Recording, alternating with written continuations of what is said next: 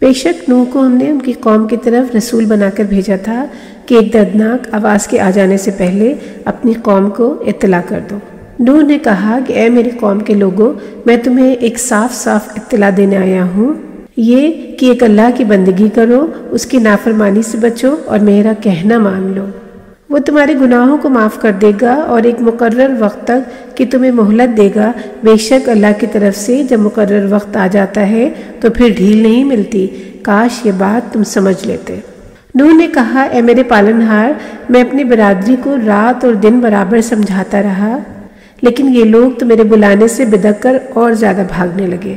میں نے جب بھی ان کو بلایا تو ان کے بھلے کے لیے کہ تو انہیں معاف کر دے، لیکن انہوں نے اپنے کانوں میں انگلیاں ٹھوس لی اور کپڑوں سے اپنے بدن ڈھانک لیے اور اپنی ضد پر اڑے رہے اور بڑے گھمنڈ کے ساتھ اکڑ دکھانے لگے۔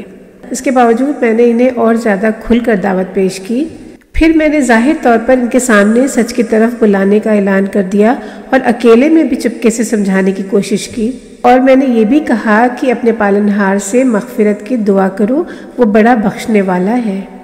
وہ تم پر آسمان سے پانی کی موسلادھار بارش کرے گا، وہ مال اور بیٹوں سے تمہاری مدد کرے گا اور تمہارے لیے باغ باغیچے بنا دے گا اور تمہارے لیے بہتے پانی کی نہریں جاری کرے گا۔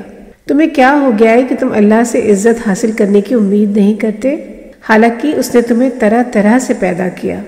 کیا تم نہیں دیکھتے کہ اللہ نے کس طرح بنا دیے اوپر نیچے 7 آسمان، اور چاند کو اس نے نور یعنی روشنی پھیلانے والا اور سورج کو روشن چراغ بنا دیا؟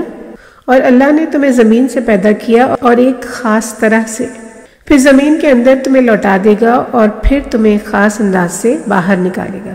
اور اللہ نے تمہارے لیے زمین کو فرش بنایا تاکہ تم اس کے بہت بڑے اور کھلے راستوں پر چل پھر سکو۔